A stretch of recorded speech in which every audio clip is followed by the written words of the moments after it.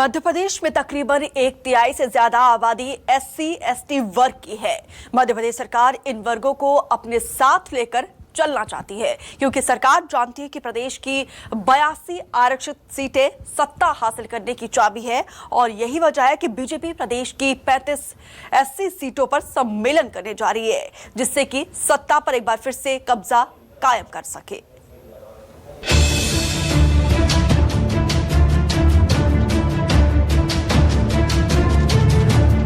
मध्य प्रदेश का चुनावी किला फतह करने के लिए बीजेपी अपने हर दरवाजे को मजबूत कर रही है, हर वर्ग को साधने की कोशिश कर रही है, चाहे सामान्य वर्ग हो या SC/ST, हर वर्ग पर बीजेपी की पैनी नजर है। खासकर पिछड़े वर्ग को लेकर बीजेपी तगड़ी रणनीति तैयार कर रही है, क्योंकि बीजेपी जानती है कि सत्ता के सिंहासन पर अपनी पकड़ बनाए रखने के लिए इस वर्ग को साधना बेहद जरूरी है। इसी रणनीति के तहत बीजेपी प्रदेश की 35 सीटों पर सम्मेलन करने जा रही है, जिसे लेकर कांग्रेस निशाना साध रही है।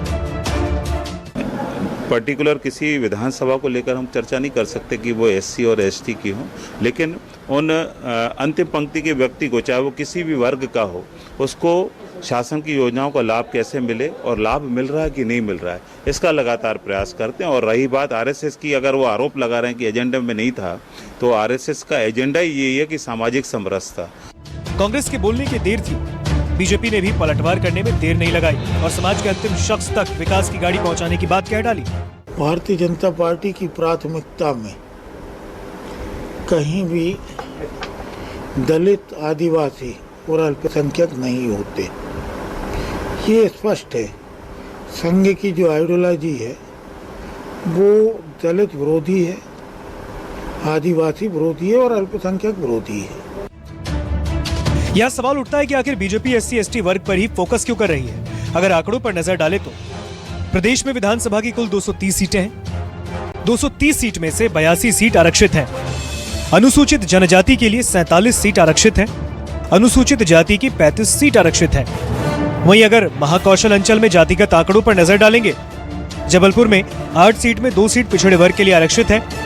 सियोरा विधानसभा ST के लिए आरक्षित है। मंडला जिले की 3 में से 3 सीट ST के लिए आरक्षित है। नरसिंहपुर सीट में से 1 गोटेगांव सीट SC के लिए आरक्षित है। छिंदवाड़ा की कुल 7 सीटों में से 3 ST के लिए और 1 SC के लिए आरक्षित है। सिवनी जिले की 4 सीट में से 2 सीट आदिवासी के लिए आरक्षित है। बालाघाट की 6 सीट में से 1 बहर सीट ST के लिए आरक्षित है। डिंडोरी जिले की 2 सीट में दोनों सीट ST के लिए आरक्षित है। कटनी जिले की 4 सीट में से 1 बड़वारा सीट ST के लिए आरक्षित है। शहडोल, डिंडोरी, मंडला, अलीराजपुर और झाबुआ ये आदिवासी बहुल क्षेत्र है। अनुसूचित जाति बहुल क्षेत्र में भिंड, मुरैना, टीकमगढ़, रीवा और रायसेन शामिल है।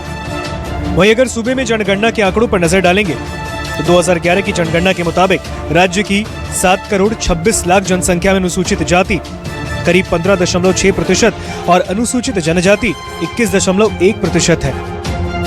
फिलहाल पिछड़े वर्ग की सीटों पर बीजेपी का दबदबा है, लेकिन इस बार वो अपने आंकड़े में और बढ़ोतरी करना चाहती है, जिससे कि सत्ता पर अपनी दावेदारी को और मजबूत कर सके। बीजेपी की चुनावी रणनीति भी इसी ओर इशारा कर रही है। जबलपुर से News 24 मध्य प्रदेश छत्तीसगढ़ के लिए कुमार इंदर की रिपोर्ट।